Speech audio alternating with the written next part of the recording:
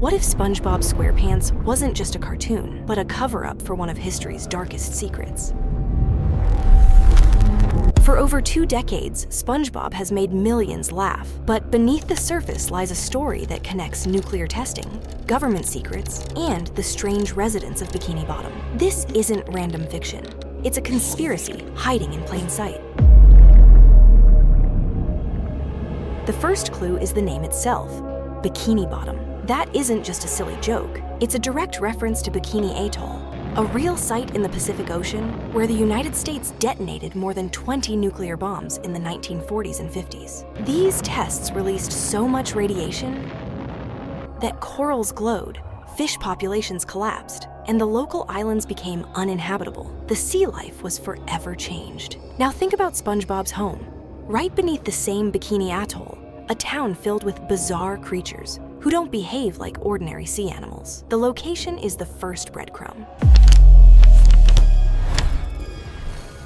Look at the characters. SpongeBob is supposed to be a sponge, but instead of being gray, shapeless, and realistic, he's bright yellow, square, and overflowing with unnatural energy. Patrick, the starfish, is famously brainless, but what if his stupidity is actually radiation brain damage? Squidward claims to be an octopus, but he only has 6 tentacles, not 8, another mutation. Sandy Cheeks, a squirrel, doesn't even belong in the ocean.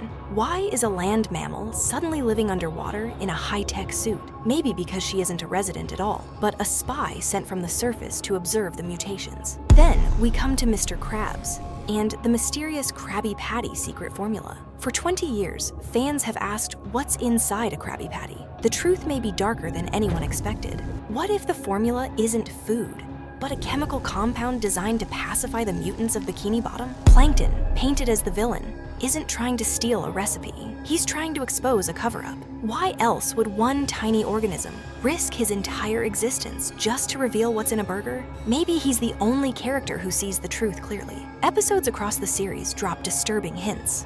In Nasty Patty, the formula nearly kills a health inspector. In Rock Bottom, we see mutated fish that don't resemble anyone else in town. In Spongehenge, SpongeBob is worshipped by strange sea creatures, as if he's some kind of radiation-born deity. In one episode, Squidward travels into a sterile, empty future.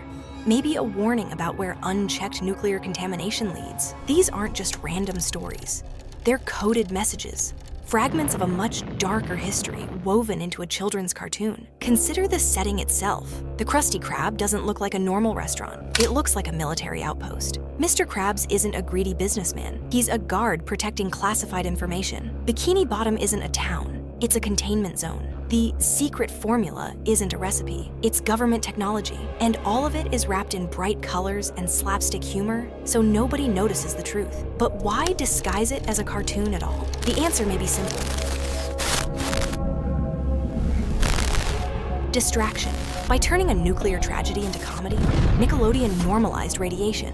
SpongeBob premiered in 1999, just as Cold War nuclear fears were fading. The timing wasn't a coincidence. It was the perfect moment to bury a disturbing history beneath laughter and nostalgia. And here's the darkest twist. SpongeBob's uncontrollable laugh, the very sound that made him famous, may not be joy at all, but a neurological side effect of radiation. The fact that the characters never age, another mutation, freezing them in time. The citizens' obsession with Krabby Patties, addiction, created by the chemical formula they eat daily. And Plankton, who tries again and again to steal the recipe, is really the whistleblower, a truth teller villainized by propaganda. So maybe SpongeBob SquarePants isn't just a children's show. Maybe it's the longest-running cover-up in television history, a reminder of what happens when nuclear power mutates life itself.